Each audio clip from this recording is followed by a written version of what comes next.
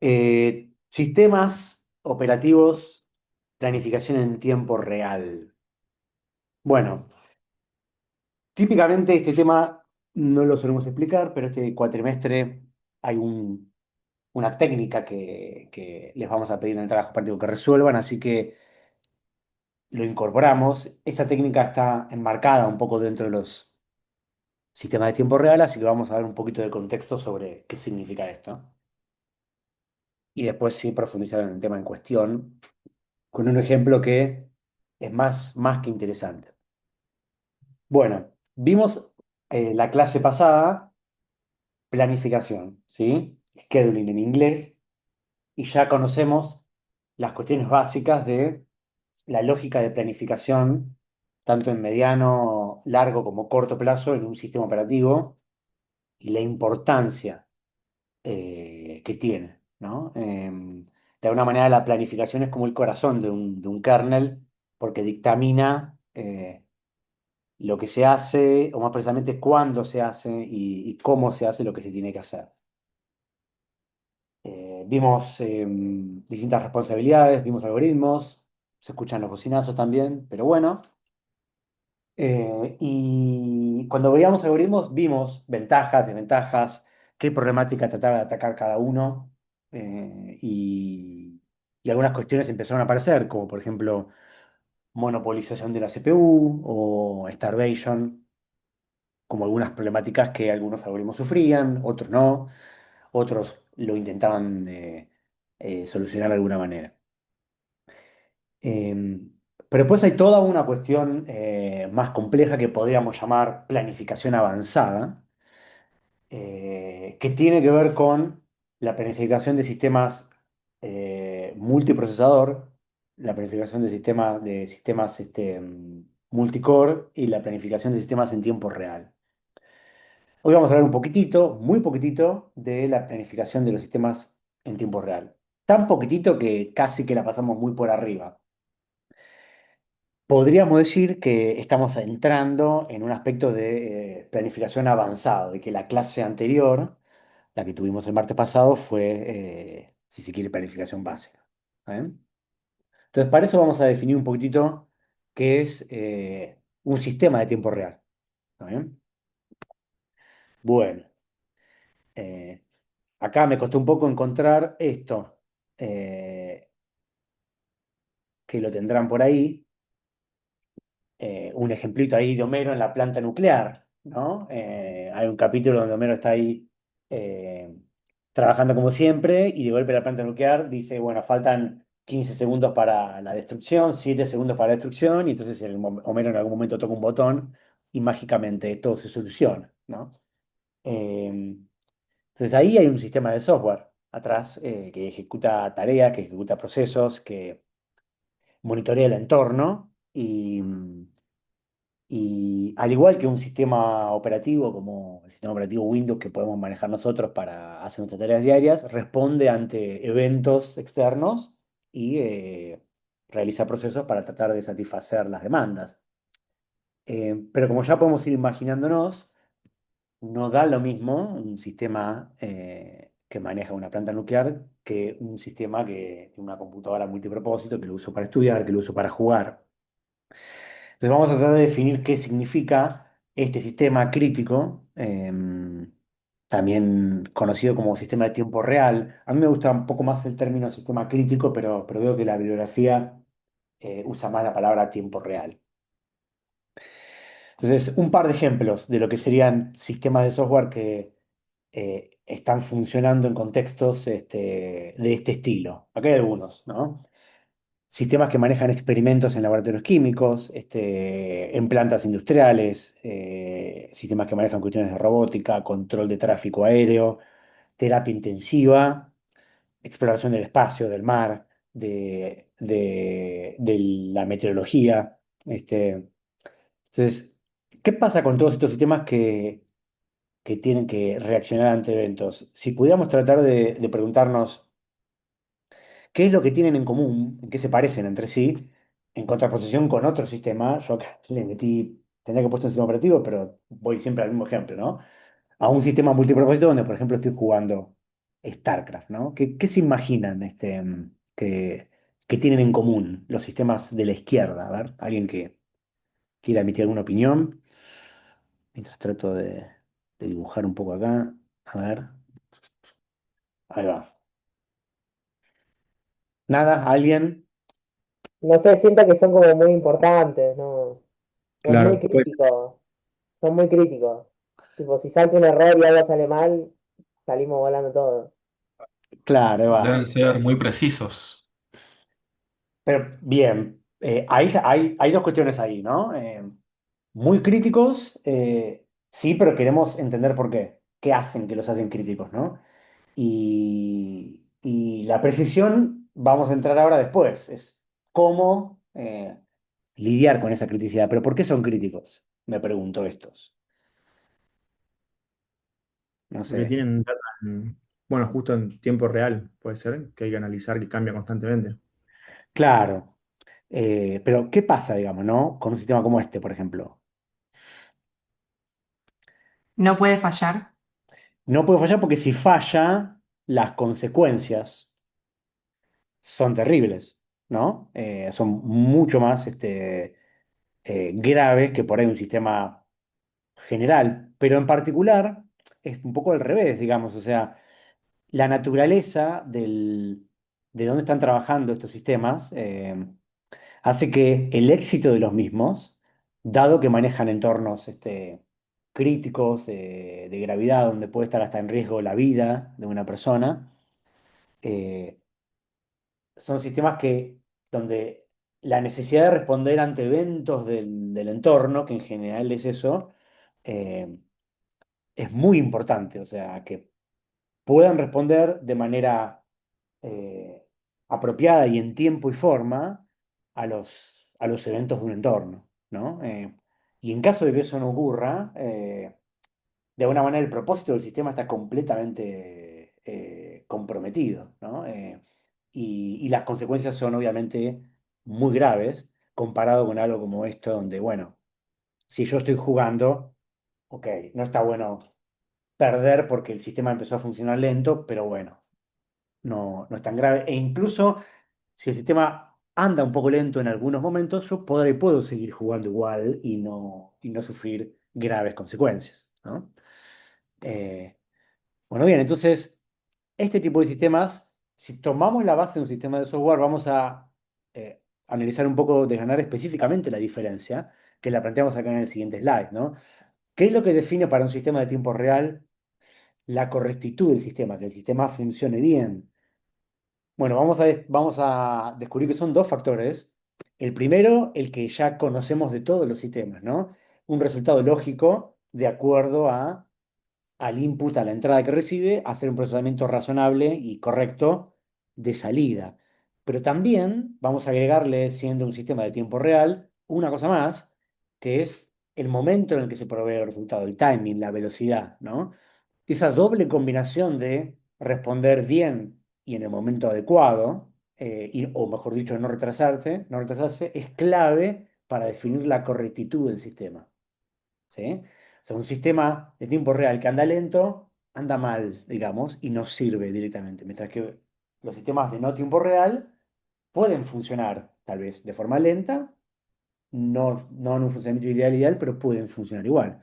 Entonces, acá está un poquito la diferencia, ¿sí? El, el tiempo, ¿sí? Poder mantenerse al día con el manejo de los eventos que van ocurriendo, no quedarse atrasado. ¿Eh? Bueno, bien.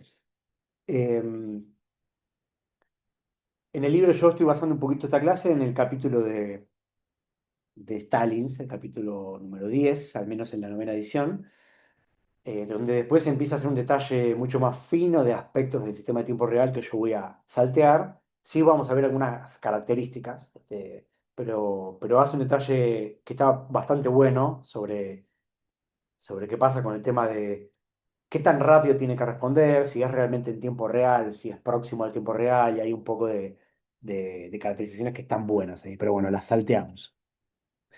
Entonces, estos sistemas, ¿sí? Tienen que, el software tiene que funcionar bien lógicamente y a tiempo. Si las dos cosas no se dan, eh, entonces el sistema no está funcionando. ¿Eh? Una respuesta correcta tarde es lo mismo que no hubiera dado una respuesta, ¿no? Bueno, acá algunas características que recién estaba tomando nota, que si te libro me parece están buenas, sobre un sistema de tiempo real. Entonces el libro habla por un lado de, bueno, de determinismo, ¿no? Acá yo las escribí un poquito en inglés, eh, donde lo define como la idea de esto que decíamos de poder mantener el ritmo con los eventos que van ocurriendo y atenderlos en tiempos fijos, en tiempos predefinidos, no retrasarse, ¿no? Determinístico, predecible, ¿no? Cómo se va comportando con respecto al manejo de los eventos que van ocurriendo, lo cual obviamente implica, si vamos a la primera clase, eh, esto no cambia demasiado, digamos, una rápida detección de las interrupciones, que son los mecanismos para detectar eventos que ocurren en el mundo exterior y que le avisan a la computadora que pasó algo. eh, Iniciar la atención de ellas rápidamente, manejar bien el esquema de prioridades. Y después hay una definición anexada que es la de responsiveness, que podríamos traducir este, mm, como flexible de alguna manera, o que más que flexible, un poco bajo la idea de un tiempo de respuesta razonable, ¿no? Ya no tanto la velocidad para atender en sí, sino para finalmente dar una respuesta ante esa interrupción, considerando que si ocurren muchas interrupciones, entonces son varias tareas o procesos que por ahí están ejecutando y ese sistema entonces tiene que tener una capacidad apropiada para poder satisfacer esa demanda, ¿no? Mientras más procesos necesite ejecutar en un determinado tiempo, más memoria necesito, más CPU necesita, eso va a tener un límite, obviamente. Ya vimos algunas técnicas para controlar un poco la carga del sistema, no sé si se acuerdan, la clase pasada, cuando hablábamos, por ejemplo, del nivel de multiprogramación.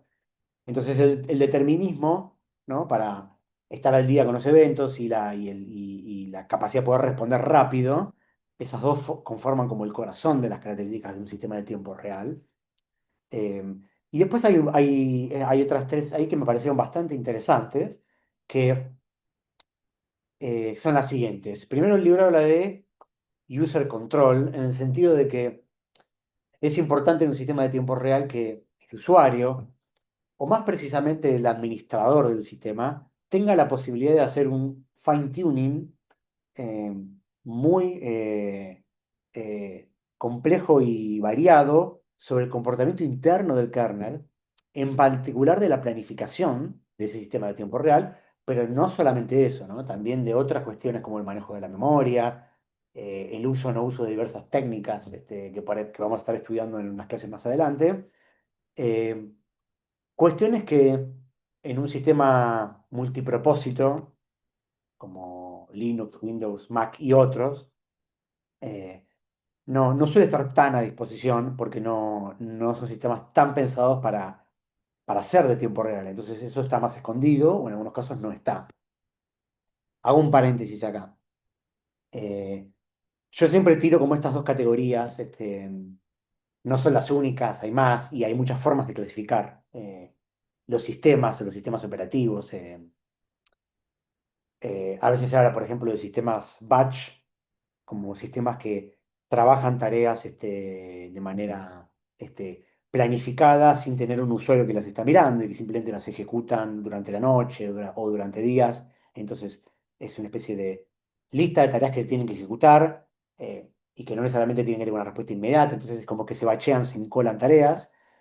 A veces una clasificación contrapuesta es un sistema de tiempo compartido, un timeshare system, más parecido a los sistemas interactivos como los que conocemos nosotros, donde hay por ahí varios usuarios conectados y el sistema está interactuando ante las respuestas de varios, ¿no? Y se reparte el tiempo de, de ese sistema entre usuarios humanos o usuarios programáticos, pero más de manera en intervalos más cortos.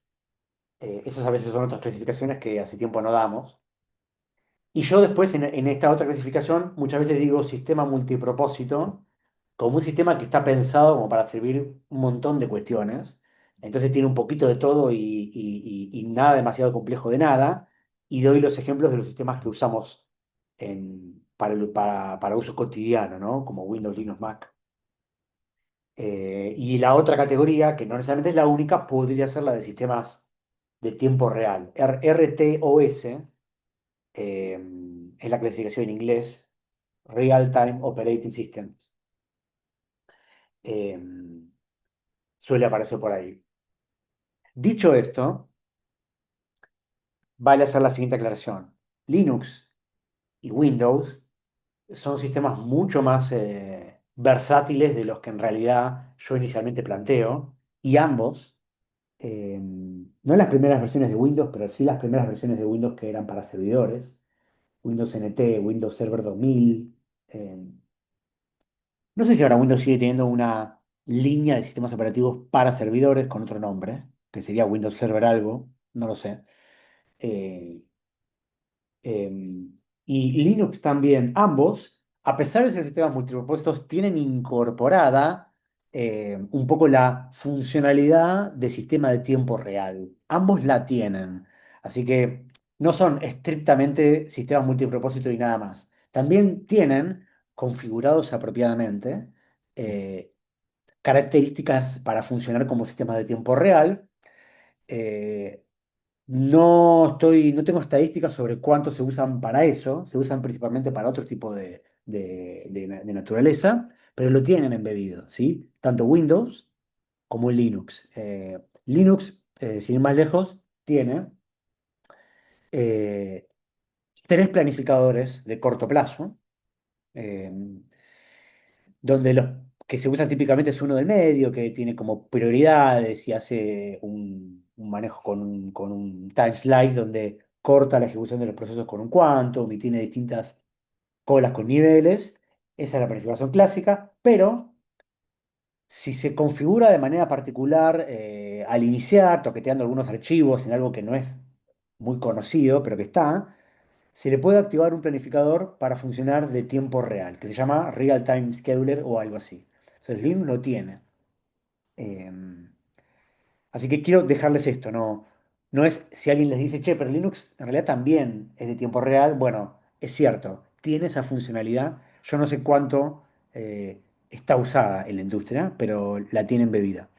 El ejemplo que vamos a ver ahora, que está buenísimo, de un caso real, de un sistema de tiempo real, valga la redundancia, no se usa ninguno, ni Windows ni Linux, sino otro sistema operativo que ahora vamos a ver.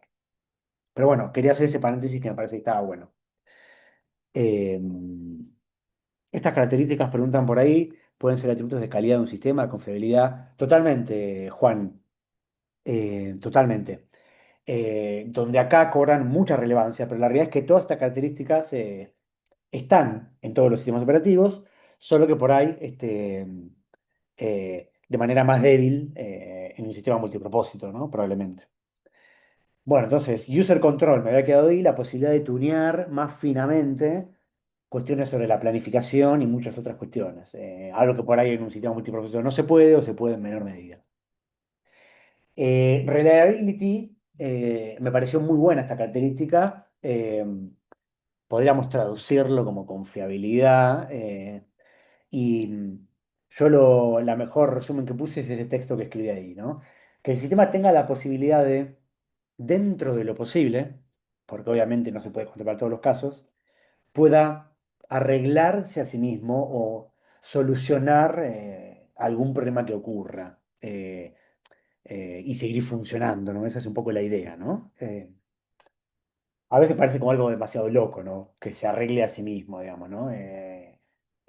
No se tienen técnicas tan complejas, pero a veces reiniciando algunas partes del sistema o teniendo sistemas paralelos, ¿no? Dos sistemas que hacen lo mismo, uno que está activo y otro que está pasivo, y entonces si se cae el activo, levanta el que era pasivo, se transforma en activo. Hay varias técnicas para tratar de ir autoarreglándose hasta cierto punto, digamos, ¿no? Eh, Algo de eso tiene Linux, sí, pero ni a pares lo tiene al nivel que lo debería tener un sistema de tiempo real, ¿no? Y la última, y estas últimas dos en realidad se recontra usan en arquitecturas de sistemas eh, productivos de negocios, incluso cuando no son de tiempo real. es la de Face-Off Operation, que también me pareció buenísima y que tiene que ver con, básicamente, ok, en algún momento puede fallar alguna parte del sistema, o el sistema sí, bueno, si falla, tratar que dentro de lo posible igual se siga proveyendo algún tipo de servicio, tal vez degradado, pero siga funcionando un poco igual.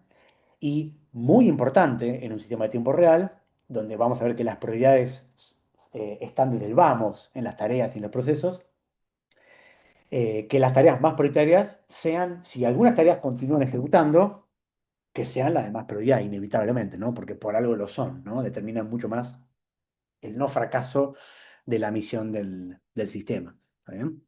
En el mundo corporativo, en el mundo de negocios, de, de servicios clásicos, como puede ser cualquier cosa, un sistema de comercio electrónico, una red social, un sistema de mensajerías en los que usamos hoy en día y que alguno puede llegar a tener la oportunidad de trabajar, me tocó trabajar. Algunas de estas características se implementan, no por ahí en el sistema operativo, pero sí en otros sistemas que corren arriba de los sistemas operativos. Así que también conocer estos conceptos se aplica después para la vida real a otros niveles, ¿no? Estoy hablando en particular de, por ejemplo, el sistema más conocido para manejar cargas de trabajo usado en la gran mayoría de las grandes y pequeñas empresas del mundo. Hay muchos, este es uno de los más populares, que se llama Kubernetes, ¿no? Y que no es otra cosa que eh, un gran sistema operativo distribuido que corre arriba de computadoras que tienen cada una un propio sistema operativo, pensado para manejar cargas con estas características, en particular las últimas dos o tres, bien provistas en un alto nivel de calidad. Eh, Así que si alguno trabaja o en algún momento le toca hacer algo de laburo, mantenimiento o evolución de sistemas de este estilo, eh, Kubernetes es un sistema de container management. Hay muchos otros, ¿no? Este es el más conocido. Van a ver estas características que estoy diciendo acá también aplicadas, pero en un nivel de abstracción mayor, digamos. Bueno, bien. Hasta acá estamos. ¿Alguna duda? Nada por No, aquí. profe. Profe, Bueno. ¿podría repetir de vuelta el de determinism, creo que es? No entendí bien Lo a qué más refiere. importante, sí, lo más importante ahí tiene que ver con que sea predecible a la hora de poder detectar y empezar a atender los eventos que aparecen y que son importantes para el sistema eh, y, y hacerlos idealmente en tiempos predefinidos. ¿Esto qué significa? Más o menos siempre lo mismo, el mismo tiempo, no más de tanto tiempo. Eh, a veces incluso no menos de tanto tiempo. Hay algunos sistemas que no tienen que ser ni muy lentos ni muy rápidos. Probablemente un sistema que maneje la respiración artificial en un ser humano no dé lo mismo ir muy rápido o ir muchísimo más rápido y haya un tiempo mínimo donde no tenga que bajar de eso. Así que eh, asociémoslo al tema de ser predecible con respecto eh, a que cuando aparecen los eventos, que algún pequeño mínimo delay va a haber para atenderlos. Entonces, que ese delay sea eh, predecible y no más de cierto tiempo que ya se conoce de antemano, ¿sí? Que se sabe que no va a ser más lento que tanto, ¿sí? Predecible, digamos, perfectamente predecible para gestionar los eventos que hay en el entorno, ¿sí? Ok, Eh, gracias, profe. Bien.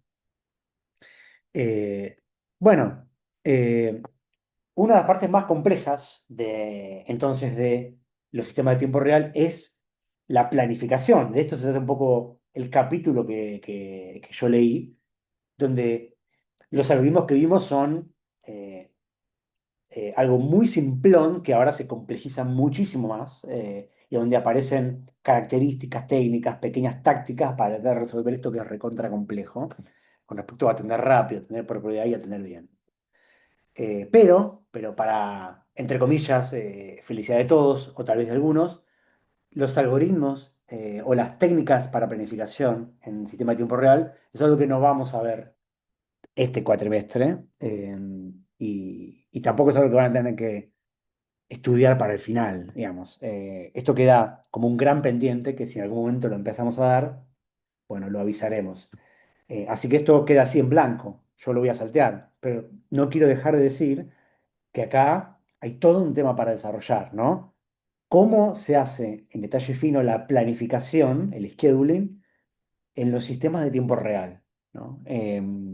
Hay muchas características con respecto a las prioridades, así se trata de planificar de antemano quién va a ejecutar primero, si se toman estadísticas en tiempo de ejecución para tomar en base a esas decisiones, si se manejan deadlines muy duros sobre hasta cuánto tiempo puede ejecutar no solo un proceso, sino una aplicación completa con decisiones muy drásticas que a veces hay que tomar, todo eso lo salteamos. Pero al menos quédense con la idea de que es un tema que es un poco el corazón y que tiene que ver con la parte de los sistemas de tiempo real. ¿Sí? Así que bueno, habiendo presentado un poco lo que son los sistemas de tiempo real, un poquito, eh, habiendo visto algunos ejemplos, ¿sí? Los definimos en la cuestión más básica, ¿no? El resultado y el timing para poder responder. Ambas cosas son críticas para la correctitud del sistema, si no, no funciona.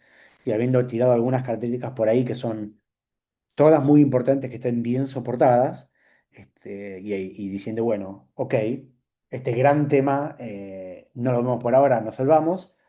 Vamos a ver un ejemplo real de un sistema de tiempo real que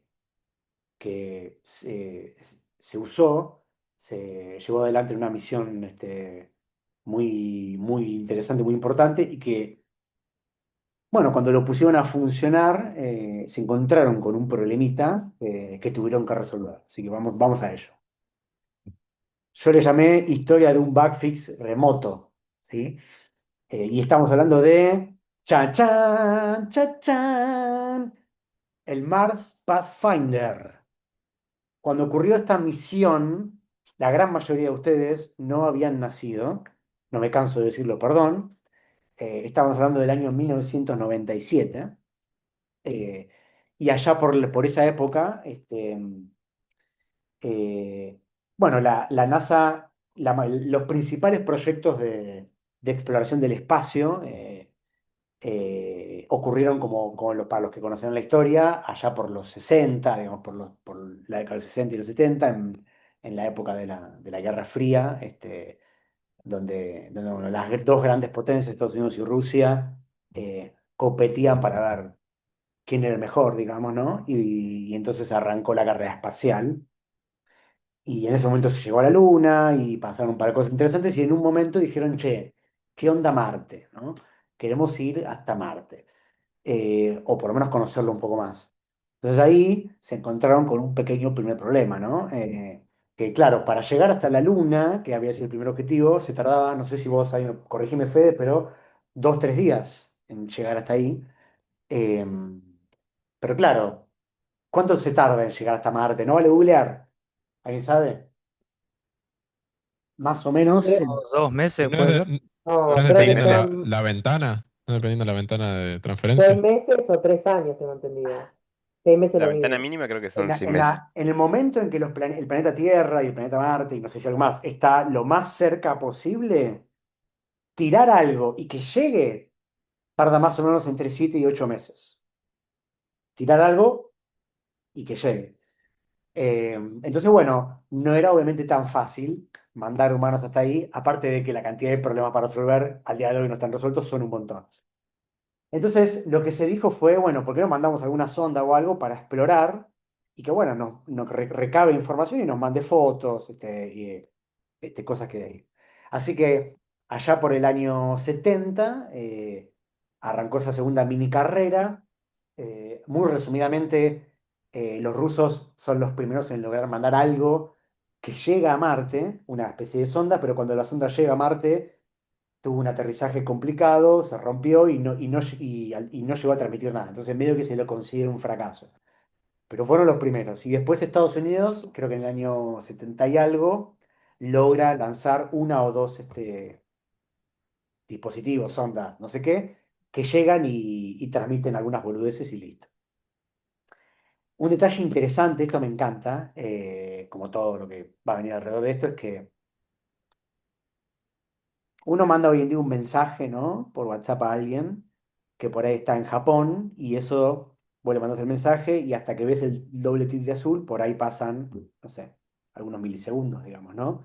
Es prácticamente instantáneo, ¿no? Y uno tiene la certeza de que del otro lado el mensaje llegó, ¿no? La persona lo leyó, pero en Marte es distinto. Por más que la información viaje a la velocidad de la luz, em, vos mandás un mensaje y el mensaje tarda 45 minutos en llegar hasta ahí. Y no solo eso, que no sabemos el siguiente detalle, 45 minutos en llegar, pero vos que estás en la Tierra no sabés si el mensaje llegó o no. Esto si después estudian redes lo van a entender en las capas de más bajo nivel. Hasta que, ¿qué pasa? Hasta que esa persona o alguien ese que está al otro lado te manda otro mensaje para confirmar que el mensaje que vos mandaste llegó. Si no, ¿cómo sabemos? ¿O no? Entonces la vuelta son otros 45 minutos. Por tanto, mandar una orden a algo que está en Marte implica 1 hora y media para saber que ese mensaje llegó bien y si después hubo o no algún error. ¿Se entienden, no? Las complejidades para administrar algo que está pasando allá tan lejos, ¿no? Ya no es una boludez, ¿no? Bueno, bien. Entonces, Rusia mandó algo, se rompió, después, bueno, la Unión Soviética se desintegró, bla, bla, bla, chavo el comunismo, Estados Unidos mandó uno o dos, después, quilombo, falta de presupuesto, y en los 90 arranca todo un programa de pequeños proyectos, donde la NASA empieza a tratar de mandar cosas más baratas, pero bajo la premisa de mandar algo barato y rápido para hacer pruebas. Y en eso, la primera misión dentro de ese programa de pequeños proyectos es este Mars Pathfinder que logra exitosamente llegar hasta Marte. Y la idea era mandar un módulo que aterrizaba y un pequeño aparatito, como el que están viendo ahí, que sale a caminar ahí por Marte y, bueno, saca fotos, recopila información y le empieza a mandar este, a la Tierra, ¿no? Así que nada, 1997. Algunos datos sobre la misión. En total, todo el proyecto, como proyecto, duró 5 años, ¿no? Arrancó más o menos en el 92, cuando se empieza a planear. Tardó unos 4 años en desarrollarse, ¿sí? Y el 4 de diciembre del 96 se lanzó, ¿sí? Y acá está un poco lo que les decía, ¿no? Eh, el viaje a Marte duró 7 meses. Y entonces el amartizaje, que sería el verdadero término para denominar lo que sería llegar a Marte, ¿no? Porque, Aterrizaje, es ¿cómo? aterrizaje de Marte. Claro, porque aterrizaje es en la Tierra en realidad, si no en la Luna es Exacto, alunizaje, ¿o no? Hablemos con propiedad. exacto. Así que es el amartizaje, ¿o no?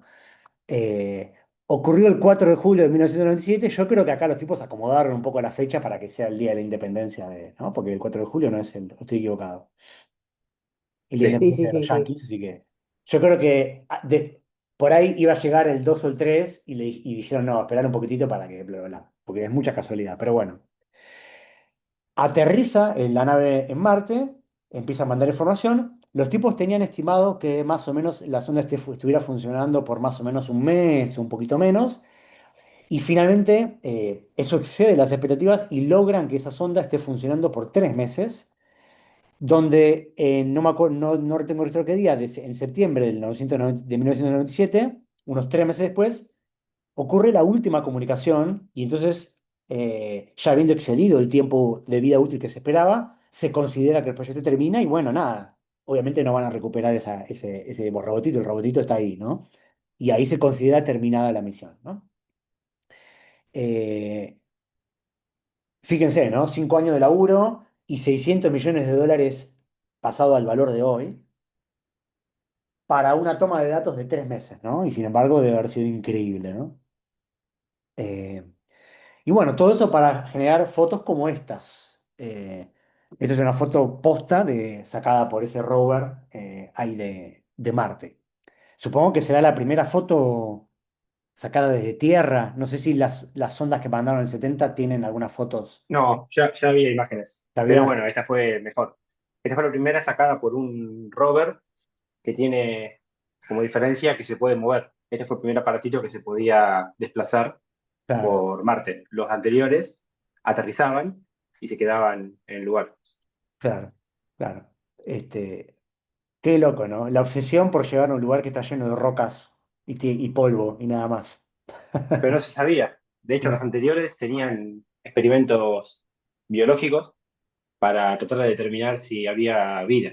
Entonces, llevaban muestras de la Tierra, llevaban reactivos, y la Ah, máquina tenía que claro. hundir palitos en la Tierra, y todo remoto, ¿no? Todo con este sistema operativo, o los sistemas operativos que fueron diseñados, y después leer los resultados con una prueba de control, una prueba con la Tierra de ahí y otra con tierra de la Tierra nuestra, con pedacitos de tierra de acá, Ah, para mira, comparar el resultado en los tres claro. casos y ver si había algún tipo de crecimiento anormal Un mini en laboratorio los ahí experimentos. que analiza resultados y manda la respuesta. Es que son todos laboratorios estos. La idea era que eran laboratorios, que tenían, como dijiste, sensores para medir la parte meteorológica, que es muy importante, niveles de humedad, niveles de presión, y Claro. después, bueno, búsqueda de partículas, ¿cómo se Explosiva. dice? Orgánicas, Bueno, moléculas orgánicas en el suelo de Marte, que eso es un indicador de que podría en un momento haber habido vida o en el futuro generarse vida como la claro. conocemos acá. Me acuerdo, siempre está esa pregunta, ¿no? ¿Hubo vida o podría haber vida en Marte, ¿no? Bueno, acá se puede ver el rover acá, en la esquinita, ¿no? Y acá se ven unas montañas. Supongo que habrá varias, ¿no? Ahí. Así que, nada, interesante. Sí, es más, el Monte Olimpo en Marte es muchísimo más alto en comparación con la superficie que el Everest, acá en Argentina. Eh. Es un volcán inactivo. Y otra cosa más que me enteré es que la gravedad en Marte es menos fuerte o menos intensa que en la Tierra. Marte es más chiquito, Exacto. ¿no? O que es más chico, tiene menos Más masa, chiquito. exactamente. Claro, Y en parte por eso Marte perdió atmósfera y el cielo es polvo que se levanta a veces no, y no tiene presión de aire tampoco, no tiene tanta presión claro, como sucede en la Tierra que tiene atmósfera. claro. Bueno, nos podemos acá quedar horas, pero seguimos. Este, bueno, entonces, ¿cómo fue la cronología de lo que queremos estudiar acá? Un detalle antes de pasar a la parte de operativos. Dale. Mi nombre está en Marte, tengo pruebas de ello. Nada. Sí, Alguien tengo se que buscar la llamaba prueba, Federico pero existe. y puso algún. ¿Por qué? A ver, dale.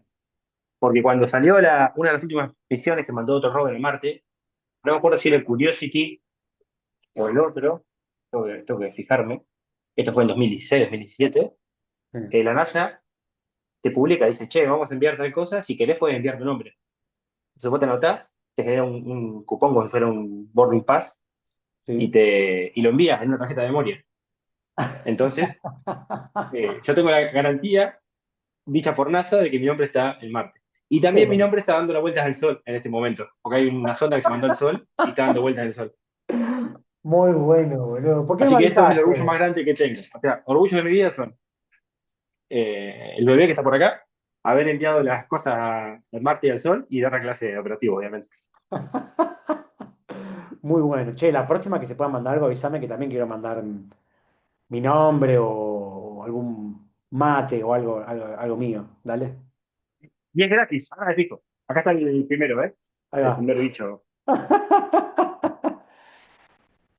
La foto que antes, las fotos que tenía donde aparecía un astronauta que tiene un casquito era porque ya lo estabas entrenando, ¿no? Me imagino. Obviamente, lo más lindo. Bueno, bueno, muy bueno. Hola, Dante. Hola. No lo escucha, pero Te escucha, está pero ahí viendo va. muy atentamente la cámara, sí. Bueno, entonces, lanzan la misión, lanzan el cohete, llega a Marte y pasa lo siguiente, ¿sí? Acá una cronología muy resumida de lo que a nosotros nos importa, ¿no? Esto lo titulamos En tierra andaba, digamos, ¿no? por el clásico caso de cuando vayan al laboratorio y digan, en mi casa esto andaba, ¿no? Primero el amartillaje, ¿no? El lander amartiza en Marte y empieza a transmitir información, el 4 de julio. Acá hay una serie de imágenes generadas con inteligencia artificial que para algo valió la pena, digamos. Entonces ahí está aterrizando el rover en Marte. Unos pocos días después empiezan a aparecer algunas fallas, algunos problemillas, ¿sí? Y en particular el software que está corriendo empieza a experimentar reinicios constantes, ¿no? Entonces cada tanto se reinicia, ¿no? Y después parece se vuelve a reiniciar. Y claro, cuando el software todo el sistema tenía que realizar una serie de tareas planificadas a lo largo del día, y bueno, esos reinicios, entre que trataban de ver qué pasaba, que iba y venía, pasaba el día y había muchas tareas que por ahí se terminaban postergando, no se realizaban. Y incluso en algunos detalles del artículo que leí, uno de los ingenieros contaba que en realidad, cuando esto se reiniciaba, medio que lo tenían que continuar al día siguiente, y no sé bien por qué. Entonces estos reinicios, nada, empezaban a anular tareas y a retrasar todo el proceso de trabajo. Y acá hay una cosa importante. El tiempo es oro acá, digamos, ¿no? Un proyecto de 5 años, donde se gastaron 600 millones de dólares, se manda un aparato, ese aparato no va a durar para siempre ahí, digamos, ¿no? A pesar de que ya en ese momento, por lo que vemos en la foto, tenía unos paneles solares para cargar un poquito de batería, pero así todo, la batería se va deteriorando, el aparato se va deteriorando y ya se sabía que no iba a durar mucho. Entonces, cada día cuenta, digamos, ¿no? Para poder hacer cosas. Y encima, es un entorno completamente hostil, ¿no? Entonces, claramente estamos hablando de un sistema que es un sistema crítico y donde hay aspectos que son de alguna manera de tiempo real, ¿no? Porque el sistema tiene que poder resolver cosas rápido, tomando el entorno, en algún punto porque está solo, porque la capacidad de recibir órdenes de la Tierra existe, pero es lenta, ¿no? O sea, darte cuenta que pasó algo eh, y mandar una solución tarda como mínimo 1 hora y media, digamos, ¿no? Y ni contar el tiempo que uno trata de pensar, ¿no? La problemática, ¿no? Así que el sistema se empieza a reiniciar y los de la NASA empiezan a transpirar cual alumno o grupo de alumnos en entrega final en el laboratorio de Medrano, ¿sí? Se ponen a laburar como campeones y finalmente logran replicar el error. Y acá tengo una foto de un extracto del trabajo práctico, ¿no? ¿Por qué? Porque esto es muy interesante. Acá en el artículo dice que a los ingenieros, una vez que detectan que hay un problema, estuvieron 18 horas, y yo arriesgaría que fue de corrido sin dormir, pero por ahí fue más, eh, hasta poder encontrar qué pasaba, ¿no? Claro, no existe el concepto de control remoto al segundo o en tiempo real. De vuelta, 1 hora y media hasta que el sistema te dice recibí el mensaje. Entonces, lo que hacen los ingenieros de la NASA es tratar de replicar el error en tierra, digamos, ¿no?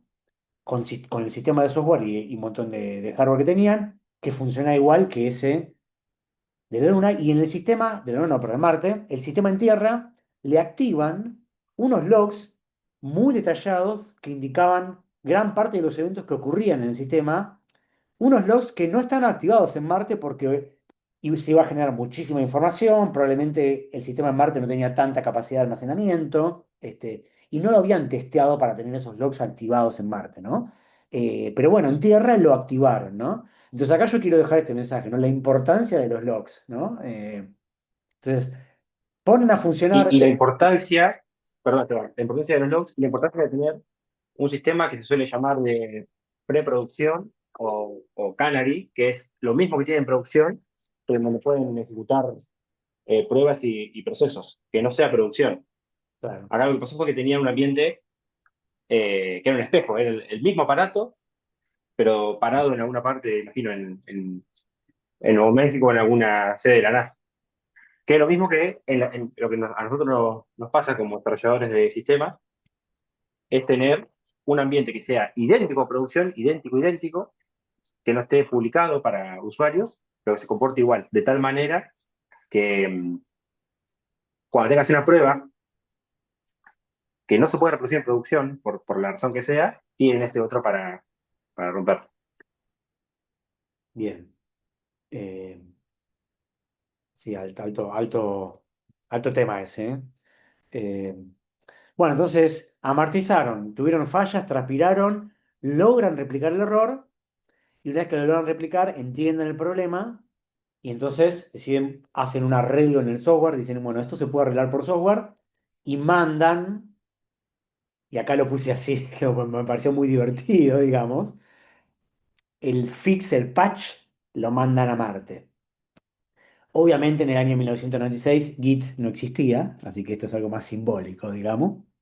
Pero me puse a estudiar cómo, a leer el artículo y el ingeniero cuenta que vos no tenías una terminal remota tipo terminal de comandos como la que nosotros conocemos para poder tipear cosas, sino que el propio sistema operativo tenía una manera especial de autoactualizarse donde vos le mandabas con un comando como las diferencias en el software que querías que se implementen, eso viajaba y había una especie de subsistema en el sistema operativo eh, que cuando recibía eso actualizaba esas diferencias y entonces ponía un nuevo código corriendo eh, para este sistema operativo, ¿no? Así que bueno, esa es un poquito la historia y lo que vamos a ver es qué pasó, digamos, ¿no? Eh, Así que para eso vamos a entender un poquitito de qué se trataba lo que había ahí adentro, ¿no? El contexto de la aplicación, cómo era la arquitectura. Bueno, había dos computadoras, una que estaba en el rover, que era el aparatito que camina, que va rodando, y otro que era el Spectre que aterrizaba. Acá nos enfocamos en el que aterrizaba. Una computadora que tenía una CPU, que tenía... yo había buscado por ahí, bueno, pues está por ahí por internet. Unos pocos megas de RAM. Es muy divertido compararla con los procesadores de hoy. Y tenía un sistema operativo de tiempo real, ¿sí? Que se llama VxWorks y que sigue, ese sistema operativo se sigue fabricando y se sigue usando hasta el día de hoy. Era un sistema operativo especialmente pensado para entornos críticos como espaciales, digamos, ¿no? Entonces, en ese sistema operativo multiprogramado de tiempo real, naturalmente se podían ejecutar varios procesos que acá en el sistema le llaman tareas y vamos a conocer acá tres de las varias tareas que había, que eran muy importantes, eh, que estaban ejecutando en el sistema programadas por la NASA, ¿no? Estamos hablando de los procesos de usuario, ¿no? Entonces acá vamos a encontrar tres tareas principales, ¿no? Una tarea uno que se encargaba de hacer un check general del funcionamiento de todo el sistema de software. Una tarea que se encargaba de procesar información de las imágenes que el aparato tomaba. Otra tarea, una tarea 3 que realizaba un, e- un chequeo del estatus del equipamiento, pero más ocasional, como menos importante. Acá Fede, lo que te decía que por ahí algunas de estas difieren, pero bueno, no sé si el orden o el coso, pero más o menos nos quedamos con este ejemplo. Yo lo tomé tal cual de Steins, pero me parece que el tipo tiene se equivocó en algunas cositas. O lo simplificó tanto que... Y estos tres procesos que están ejecutando este sistema operativo de verdad, tienen prioridades. Los presentamos ya por orden de prioridad. Esto es, la tarea uno tiene más prioridad que la tarea 2, la tarea 2 tiene más prioridad que la tarea 3. Vieron que nosotros vimos que los procesos pueden tener prioridades y que los algoritmos pueden ser por prioridades, ¿no? El ejercicio 4 de la guía de planificación, que lo mencionamos por arriba en la práctica, y no sé si en la clase donde estaba Matías, hasta un poquito lo mencionaron, lo resolvieron.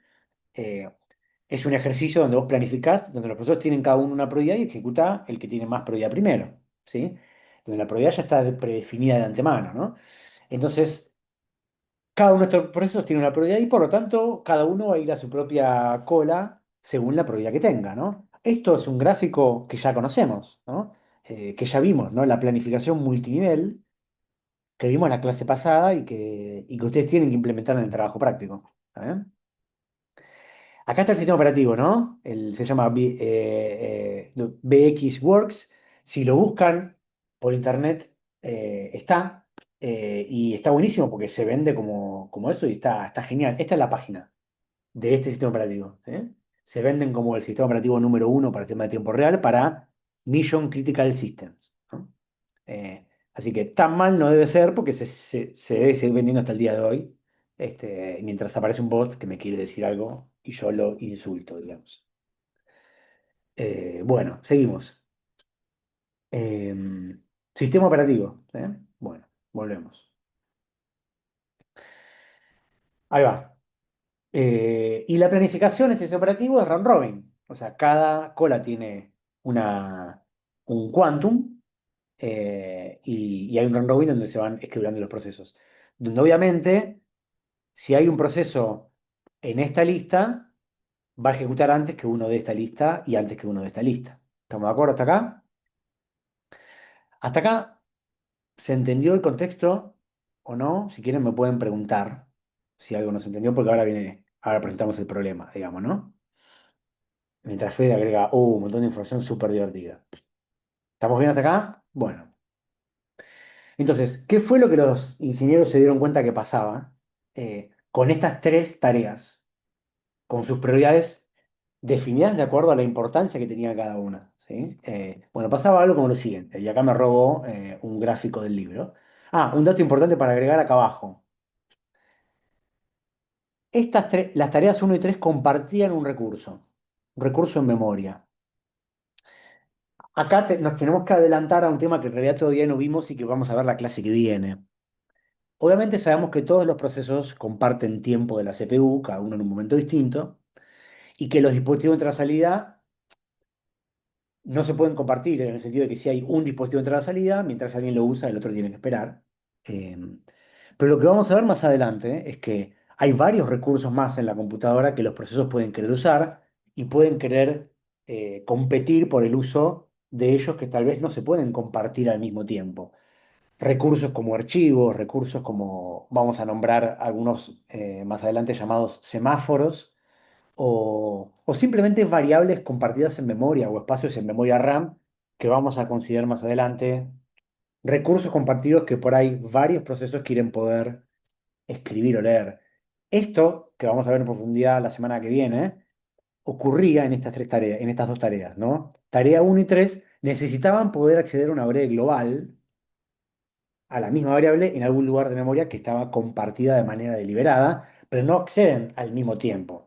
Cuando uno accedía, el otro no podía, tenía como que esperar, ¿no?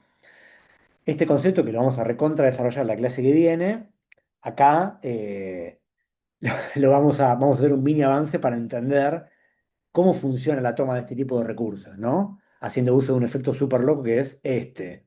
Ahí va. Entonces, ¿qué es lo que tenemos que entender? Un proceso puede tomar uno de estos recursos, supongamos una variable global en memoria o un archivo, y tenerlo asignado.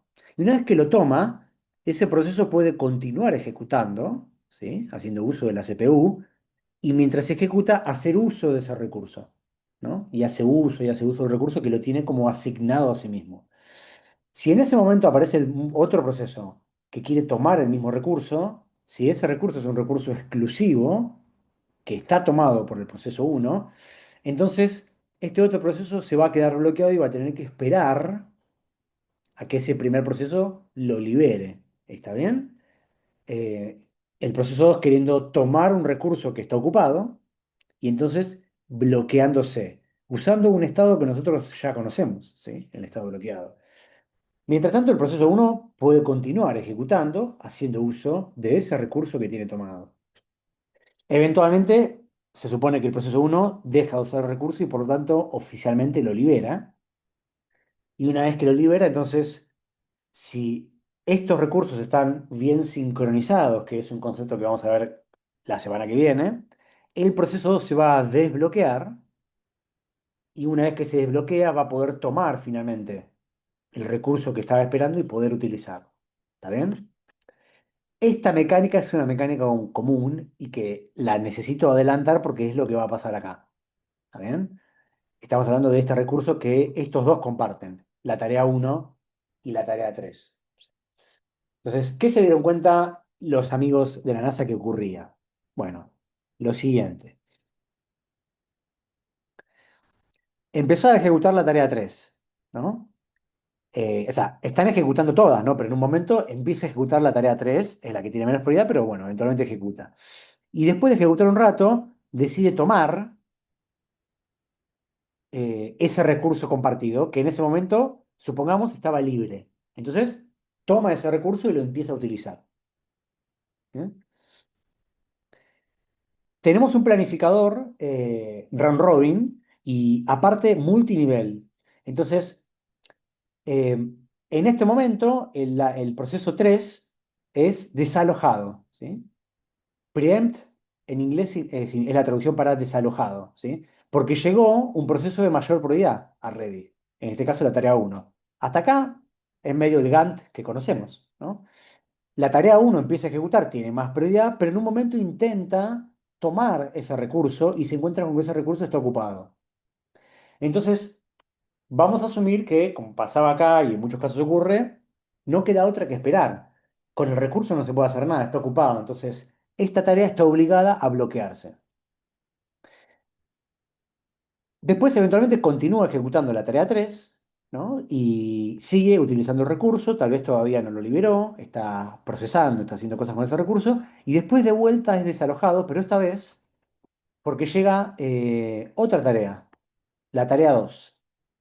Acuérdense que esto era en orden de prioridad, ¿no? Donde de arriba para abajo es de más prioridad a menos prioridad.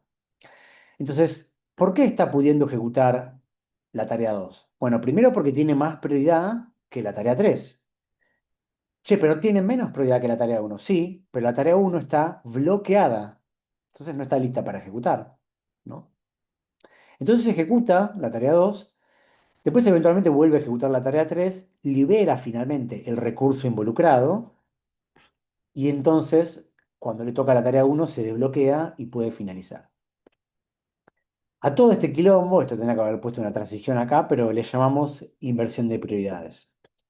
Esto se dieron cuenta los ingenieros que era lo que pasaba. ¿Por qué? Ah, acá me faltó explicar algo. Bien, esto no lo... Eso iba a agregar, que era El cómo se timer. dieron cuenta que pasaba y cuál fue el síntoma. Sí, porque pará, esta tarea de acá, la tarea uno era tan importante que tenía un timer configurado, un deadline. Entonces, si esa tarea, la tarea tenía que, como propósito, revisar el estado del sistema de software y era lo más crítico. Entonces, si la tarea no está funcionando bien y tarda en responder y tarda en resolver el estado del sistema, vos estás a no sé cuántos millones de miles de kilómetros de distancia, necesitas que el sistema de alguna manera intente arreglarse por sí mismo. ¿Se acuerdan? Una de las características que habíamos visto antes. Entonces, siendo una tarea tan esencial, lo que los ingenieros decidieron es, bueno, si tarda mucho, mucho en responder, tal vez se frenó, tal vez tiene un bug, tal vez se trabó. Bueno, le ponemos un tiempo límite a esa tarea. Y si esa tarea pasa más de ese tiempo límite y no concluyó el chequeo del estado, que es muy crítico, asumimos que algo está fallando mucho y entonces el sistema se reinicia completamente. Donde la reiniciada de todo el sistema operativo era, bueno, la única manera que los tipos tenían de que el sistema, empezando de vuelta, con un poco de suerte, se arregle, digamos, ¿no? Ahí está el síntoma, no sé si se entiende, ¿no? Porque, claro, ellos veían que el sistema se reiniciaba con mucha frecuencia y por ahí sospechaban que el problema venía por acá. Pero claro, la tarea esta, ¿por qué estaba tardando demasiado en realizarse? Acá es donde se dieron cuenta del problema, ¿no? Que en el medio aparecía esta tarea, un poquito esta, pero principalmente esta, que terminaba ejecutando antes, ¿no? Y esto hace que esta tarea que había empezado no pudiera terminar y entonces acá eventualmente venía el reboot. ¿Estamos bien?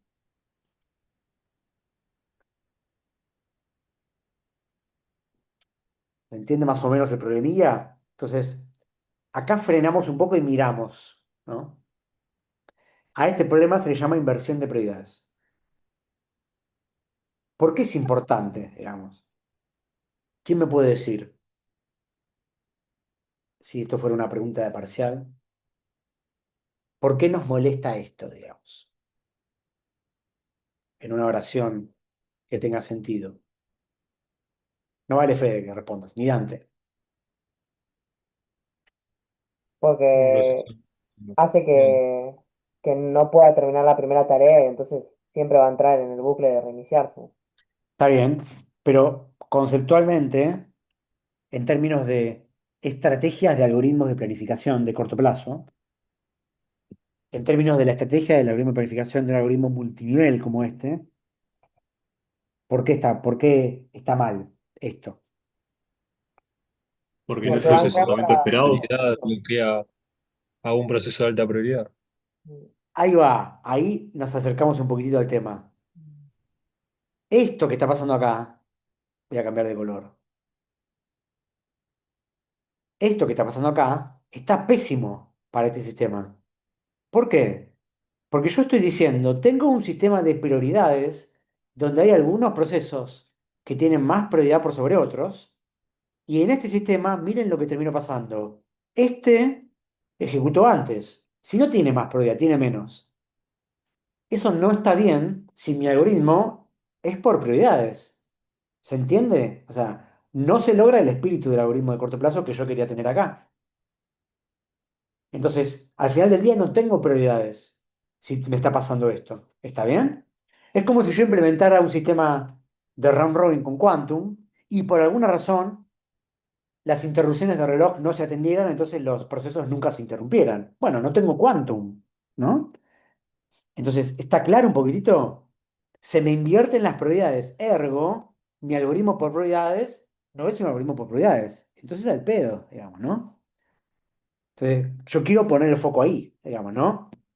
Si mi algoritmo fuera otro y fuera round robin, pero me importaba un poco el tiempo de llegada, pero por alguna razón algunos se perjudicaron, bueno, por ahí no es tan grave porque no era el espíritu principal del algoritmo, pero acá el objetivo del algoritmo está corrompido. ¿Está bien? Eh, y claro que importan las prioridades acá más que nunca, ¿no? Primero quiero saber que el sistema está funcionando bien y después me pongo a sacar fotos y a mandarlas a la Tierra, ¿no? Eh, bueno, bien.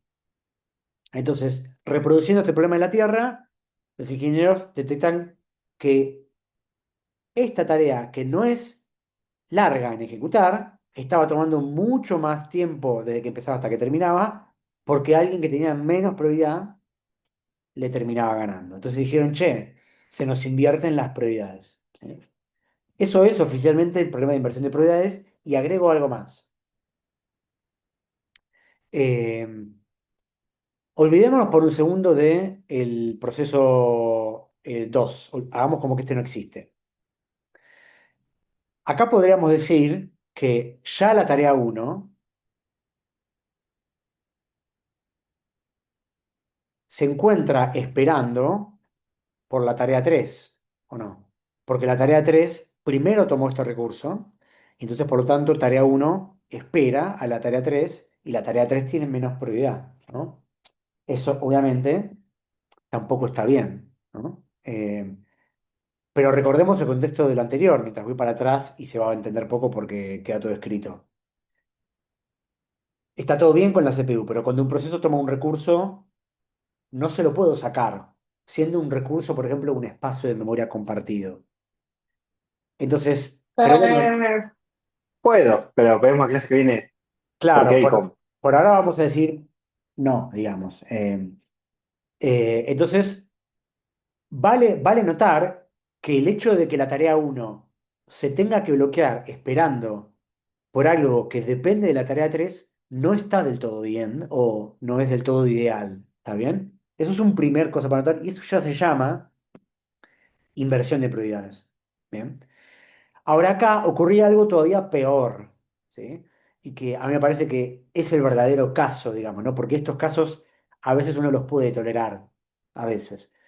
Y es que acá hay una inversión de prioridades ilimitada. En el libro habla de priority inversion y unbounded ilimitada. Unbounded limited, unbounded priority inversion. Qué quilombo, pero no puedo hablar y escribir a la vez. ¿Por qué? Esta segunda categoría de priority inversion peor es cuando pasa lo del medio, ¿no? Que es todavía peor, porque si pudiéramos considerar que tomar un recurso es algo inviolable y no se puede quitar ese recurso y entonces esto pudiera tolerarlo, esto sí ya es demasiado. ¿Por qué? Porque le agrega mucho más tiempo de espera a la tarea uno. Y segunda cuestión, ¿qué pasa si tengo muchas tareas 2 acá en el medio? ¿Qué pasa si aparecen nuevas tareas 2 con la misma prioridad en el sistema? Esta espera va a ser todavía más larga, ¿sí? O sea que potencialmente ilimitado el tiempo de espera de una tarea de mucha prioridad esperando por muchas de una prioridad entre comillas intermedia, ¿no? Entonces, esta unbounded priority inversion es la que en realidad nosotros vamos a solucionar. Es la que los ingenieros de la NASA arreglaron, ¿sí? Eh, no vamos a solucionar, los ingenieros de la NASA no solucionaron, y ustedes en el trabajo práctico tampoco lo van a solucionar, este caso de acá abajo, el caso de el proceso uno esperando al proceso 3. Este, este caso, que por supuesto no es un caso ideal, no lo vamos a solucionar. El caso que vamos a solucionar es el caso de el proceso uno esperando a muchas tareas, 2 que de alguna manera están enlazadas con una tarea 3. ¿Está bien? Este es el que sí nosotros vamos a solucionar y es el que la NASA solucionó. Para hacer que esto sea idealmente nulo y que nos quedemos acá, digamos. ¿Se entendió esto? Por favor, díganme, porque a mí no me fue fácil entenderlo y arriesgo que muchos en la cátedra, no acá, pero no sé si lo tenemos del todo claro, pero bueno, yo me voy a encargar de que lo tengamos. Pero ¿Está bien? entonces, ¿cómo se soluciona, profe? Más o menos lo entendí, pero no entiendo cómo se soluciona. Siguiente slide, pero yo quería que entiendan lo Ah, primero, ok. ¿está bien? Sí, sí, sí, Entonces, sí. una inversión de prioridades. Un proceso como T1 tiene más prioridad, espera a uno T3 porque este tomó un recurso que no se puede liberar. Esa no vamos a estudiar cómo se arregla, le vamos a decir que la podemos tolerar. Y la inversión de prioridades ilimitada, Unbounded Priority Inversion, es cuando aparecen procesos acá en el medio que todavía hacen que la agonía de este sea mayor, ¿no? Y esa sí la vamos a solucionar. Porque aparte, loco, ¿qué se meten estos guachos acá? T2 tiene menos prioridad que T1, ¿sí? Bueno, bien. Qué hermoso este. Saquen una screenshot Eh, de esto porque voy a borrar todo, ¿sí? Y vamos al siguiente. un agregado rápido que estaba mirando mientras pensaba, ¿no? Que esto lo vamos a ver en la clase que viene. Pero como dije recién, una de las cosas que podría haber hecho el sistema es quitarle el recurso a la tarea 3 cuando la tarea uno lo precisaba y de esa manera no pasaba este escenario. Bueno, estoy viendo que en sistemas de tiempo real no es una buena práctica expropiar recursos. Ahí Algo que va. acabo de aprender porque estamos aprendiendo sobre Ahí la va. marcha sistema de tiempo real. O sea, es algo que no se debería usar en sistemas de tiempo real o críticos. La expropiación de recursos, como vamos a ver, como dije, en la clase siguiente. Yo te agrego este análisis en voz alta, digamos, antes de responder la duda de Lucas. Vamos a ver en la clase que viene la otra que expropiar recursos, como un archivo, como una variable, primero, hacerlo requiere un overhead importante, ¿sí? Cosa que ya tiene un punto negativo. Y segunda cuestión, hay algunos recursos que son medio imposibles de quitarle a un proceso. Entonces, esa doble combineta hace que eh, no siempre puedas, a veces sea muy costoso, y si encima estás en un sistema de tiempo real, yo me imagino, eh, mejor ni intentarlo tal vez, ¿no? Nada, bien. Bueno, Lucas, tenías una duda por ahí. Sí, entendí bien lo de por qué es que esto es un problema grave, que lo de la inversión de prioridades. No entendí bien en qué momento, o sea, por qué es que se genera esta inversión de prioridades. Se genera esta inversión de prioridades porque eh, el sistema es un sistema multiprogramado donde los procesos van ejecutando y por la forma en la que van ejecutando, que es medio impredecible, se empieza a dar condiciones como la que vimos acá, que aparte a los chamacos en la NASA les pasaba con frecuencia. O sea, un proceso de baja prioridad, como T3, toma un recurso Eh, y después empieza a ser desalojado por otros de más prioridad, como este y este, pero cuando este de máxima prioridad necesita utilizar el mismo recurso que tomó el proceso T3, no queda otra que bloquearse y esperar. Entonces se da la situación esta de que, porque vos no sabes quién va a tomar un recurso primero, están todos ejecutando y los recursos son tomados por los procesos cuando a los procesos les pinta solicitarlos. Es medio algo que no puedes predecir, ¿no? Entonces te puede Sí. pasar que un recurso sea pedido por uno de más prioridad o sea pedido primero por uno de menos prioridad. No lo sabes. ¿Está bien? Más o menos clarifica un poco esto. Entonces, lo que vieron los ingenieros que pasaba era que con mucha frecuencia uno de menos prioridad tomaba el recurso, después el de más prioridad lo quería usar y tenía que quedarse bloqueado, y y este de golpe ni siquiera podía terminar de usar el recurso, porque este era desalojado por otros de más prioridad que este, pero de menos que el de arriba. Y entonces se da una situación terrible que puede durar mucho tiempo, donde un proceso de mucha prioridad indirectamente está esperando por un proceso de menos prioridad. ¿Está bien? Ok. Así que bien. Bueno, vamos entonces a la solución. Igual cualquier duda volvemos. Borro acá. Ah, adiós a esa belleza.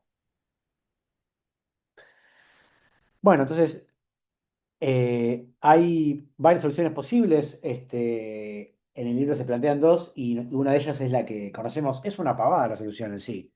Se llama herencia de prioridades y está pedida explícitamente en el trabajo práctico que la implementen. Eh, entonces, ¿cómo lo resolvieron los ingenieros de la NASA en esas 18 horas y mandaron el patch? Bueno, dijeron, si está ejecutando un proceso, toma un recurso que está libre, bárbaro, lo toma, lo empieza a usar. En el momento en que ese proceso es desalojado porque viene uno de más prioridad, nótese que acá tenemos una planificación con desalojo, ¿sí? Apareció proceso este de mayor prioridad en ready, desalojó a una menor prioridad. Bien. Cuando un proceso de mayor prioridad intenta tomar un recurso que ya está asignado a un proceso de menor prioridad, esto es algo que el sistema operativo puede saber porque tiene la información para hacerlo, entonces, eh, claro, acá no está dibujado, esto lo voy a dibujar, las cosas que me faltan. Lo que se va a hacer es, se va a bustear la prioridad del proceso 3. O sea, en este instante, acá, en el instante este, T3 va a pasar de tener de prioridad, supongamos que la prioridad 3 era la mínima, o vamos a poner prioridad L de low, va a pasar a tener en ese momento la misma prioridad que el proceso que está esperando. Entonces, vamos a decir prioridad máxima, ¿no? Vamos a decir que este tenía PM, mientras este tenía prioridad low. Eso es herencia de prioridades. O sea, repito, en el momento en que el proceso uno intenta tomar un recurso que está asignado a uno de menor, se agarra el proceso de menor prioridad, el que lo tiene, y se le sube la prioridad. No a cualquier valor, sino a la misma prioridad que el que está bloqueado. De esa manera, ¿qué pasa? Primero, este proceso tomó el recurso y quedó bloqueado. Este no le sacó el recurso, se puso a esperar. Pero como ahora este proceso tiene la misma prioridad que el que está esperando, se le busteó la prioridad, ahora este puede empezar a ejecutar inmediatamente. ¿Se ve? Y este otro amigo, que por ahí llega al sistema en el instante anterior, acá tiene que esperar. Porque ahora T2 tiene menos prioridad que T3. ¿Se entiende eso? Entonces logramos el cometido, que es T3 puede ejecutar, finaliza y después rápidamente este puede ejecutar. Y una cuestión importante, para terminar de explicar el ejemplo, en este instante donde eh, el proceso 3 libera el recurso, se invierte la prioridad. ¿Está bien? O sea, T3 en este instante pasa a tener de vuelta de prioridad máxima, vuelve a la prioridad mínima. O sea, no es que ganaste superpoderes para siempre, guachín. Disculpe, profe. Sí, O sea, le dura solo el burst, es en, solo que acá justo finaliza el proceso con el final del burst. Si sí, tuviese ráfagas después, tendrían la prioridad baja. Las ráfagas posteriores. correcto. De hecho, yo te pregunto, ¿cuál es el evento, Dante, que te llamás igual que el hijo de Fede? ¿Cuál es en concreto el evento que va a hacer que la tarea 3 pierda los poderes? Porque hay un evento que lo genera. Pasa que dijiste que Dante no puede responder. No. No, no. ¿Y dónde sale la flecha? Fíjate. Tenemos problemas de prioridades acá. Va, de toma de recursos, Esteban. Cuando el proceso 3 libera el recurso involucrado en todo el quilombo. En el momento Claro. que el proceso 3 lo libera, ya dejó de ser importante el proceso 3. Entonces ahí Ahí le va, dicen, entendido. Entonces ya ya no es está, tan no lo va a importante. requerir. Claro, exactamente, ¿no? Sería algo así como si vos estás con un camión eh, que no puede andar muy rápido por la calle y es tan ancho que no da lugar para que te sobrepasen y de golpe atrás viene una ambulancia. eh, y estamos en un problema, entonces, nada, la ambulancia no te puede pasar, pero si viene la policía te puede ayudar a que los autos de adelante se corran rápidamente, ¿no? Entonces, es como la misma idea, ¿no?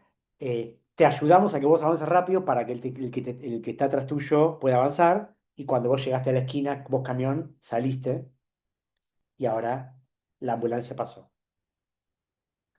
Eh, ¿Se entendió ahí, Dante? O sea, la clave Sí, sí. es el recurso compartido entre el de máxima y el de mínimo. Así que si el proceso 3 se quiere hacer loco, lo que tiene que hacer es no liberar nunca el recurso y tiene máxima prioridad, ¿no? Pero no debería hacerlo. Bueno, bien. Esa técnica para resolver la inversión de prioridades y en particular la inversión de prioridades ilimitada se llama herencia de prioridades porque el proceso 3 hereda, esta podría ser también una buena definición, hereda la prioridad del proceso de más prioridad que está esperando por ese recurso también y que llegó después, ¿no? Repito, el proceso que tiene el recurso hereda la prioridad del proceso que llegó después que tiene más prioridad que él. Entonces ahora empatan y son iguales. ¿Qué estamos haciendo entonces? Volviendo a restablecer un poquitito el criterio de las prioridades en sí, para que las tareas intermedias que pudieran aparecer no me empeoren el problema y no no tiren por la borda el criterio de planificación por prioridades, ¿no?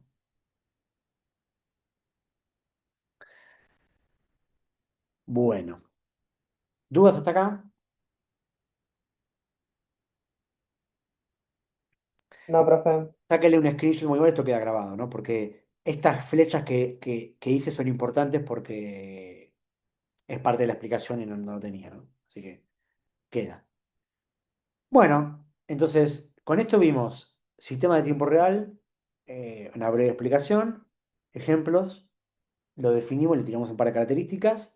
Dijimos que los planificadores son muy importantes, pero los veremos en otra vida. Y fuimos específicamente a este problema, la inversión de prioridades y una forma de solucionarlo. ¿Por qué esto acá? ¿Por qué inversión de prioridades en sistema de tiempo real?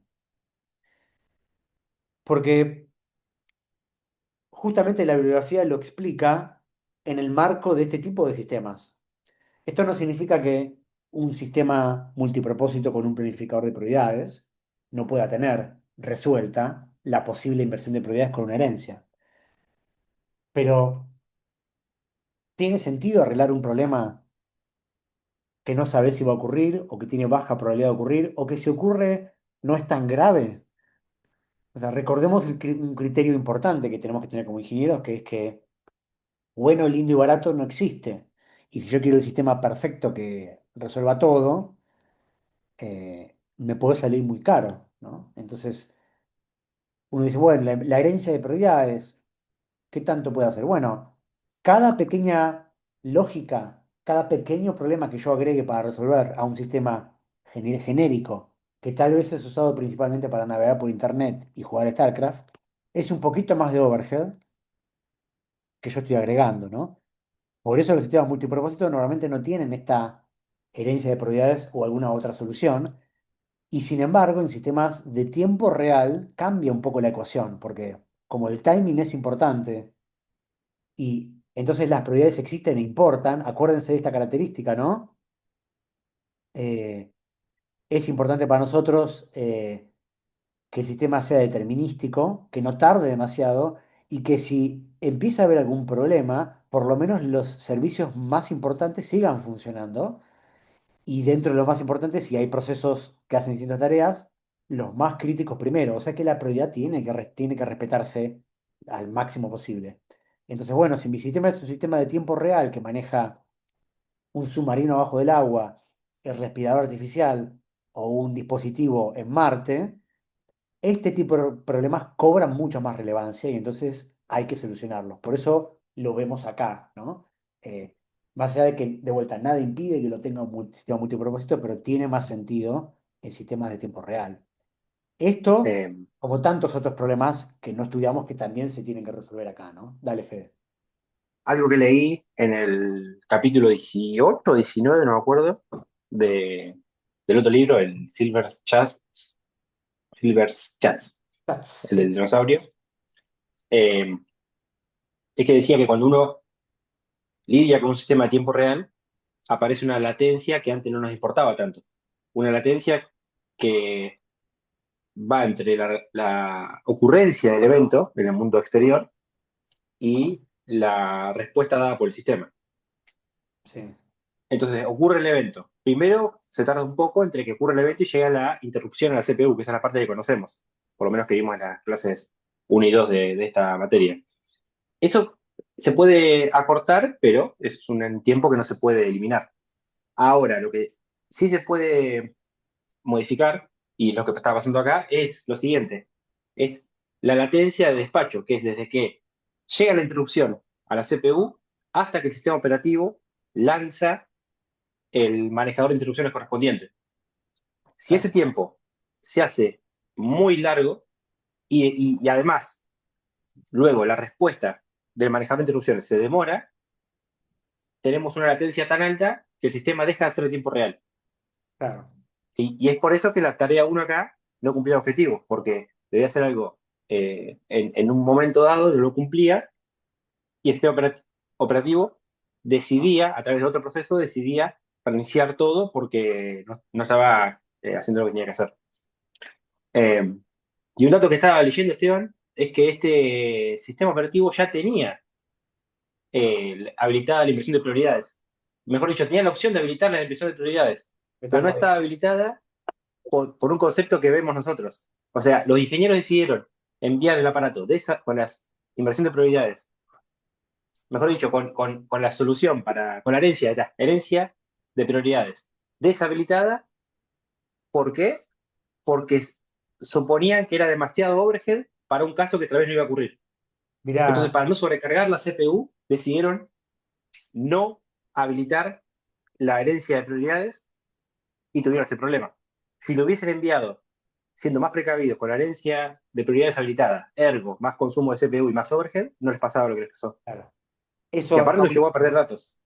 Fíjate lo fino que es y lo difícil que es tomar la decisión correcta, ¿no? O sea, eh, Mm, creo que lo que decís es clave para que nos quedemos con eso. O sea, no se trata de decir, tener una lógica, digamos, simplona y primitiva del diario del lunes de decir, hubieran hecho esto y hubiera funcionado bien. No, me parece que lo relevante, que es lo que dice Fede, es lo difícil que es poder tomar una decisión eh, cuando compiten distintos criterios que se oponen entre sí, ¿no? mm, No quiero que tenga mucho overhead versus, por ejemplo, este problema si ocurre o no ocurre y me genera otro problema más, ¿no? Eh, claro. y muchas veces así todo, las cosas pasan y hay que solucionarlo, ¿no? Nada, re interesante. Bueno, el tema del overhead también tiene que ver con que realmente el recurso CPU era muy limitado en Marte, porque depende mucho de la cantidad de energía que vos tenés. La energía era energía solar y la cantidad de joules que en ese momento se podía obtener del sol era muy baja. Entonces estaba destinado a quedarse sin energía el aparato. En Claro, consecuencia, disminuir los ciclos de CPU era primordial. claro.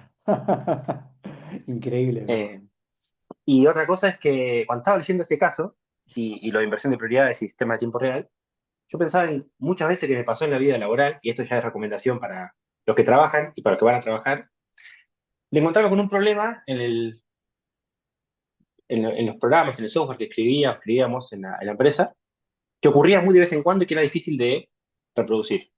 Entonces, ¿cuál era y hago mea culpa acá, cuál era la solución que encontrábamos o nuestra postura general para esos casos? Es, no lo puedo reproducir, no pasa, vemos qué pasa en el futuro. Terminaba pasando que terminaba siendo enviado a producción y fallaba, y era peor, porque ahí sí tiene impacto bueno, en el resultado que esperado. Y a partir de ahí, de que pasara 2 o 3 veces lo mismo, en diferentes casos, opté por nunca dejar un bug sin resolver, si lo puedo identificar, no dejarlo sin resolver antes de pasar a producción. O si lo paso a producción, tengo que saber muy bien cuál es el impacto de ese bug. Porque ellos, en este caso, sabían que podía pasar esto. Le había pasado cuando estaban desarrollando el sistema en la Tierra. Eso les habrá ayudado a poder resolverlo en un tiempo razonable. Exacto. Pero también decidieron, como dijiste, Francis Esteban, no priorizar la solución de este problema porque supusieron que no iba a pasar. Y eso es muy importante. Guarda con suponer que algo no va a pasar, porque lamentablemente, esto no es una ley, pero es una ley, se cumple la ley de Murphy, que es, si algo malo puede pasar, entonces va a pasar, en el peor momento posible. Claro. Entonces, como regla general, traten de ir lo más seguro posible a la producción. Acá miren cómo era el hardware de la computadora esa, ¿no? 20 MHz, la CPU, 128 megas de RAM. Esto era una locura de RAM para ese momento, un montón, porque las computadoras de escritorio no tenían esto. Eh, eh, Aparentemente no tenía una memoria, un disco, una memoria flash, acá tenía un disco ahí con algún firmware o algo, ¿no? Eh, Nada, muy interesante. Bueno, eh, entonces nada, ahí va. Así que inversión de prioridades eh, en el marco del sistema de tiempo real, donde por ahí tiene un poco más de relevancia resolverlo. Eh, Obviamente nuestro trabajo práctico no es un sistema de tiempo real, pero bueno, metimos eso ahí para ver un poquito el problema y reproducirlo. Con esto terminamos esta primera parte de la clase, así que dejo de grabar ahora mismo. A ver, no sé cómo hacer. Ahí va. Pausamos la grabación, mejor dicho, la frenamos. Adiós.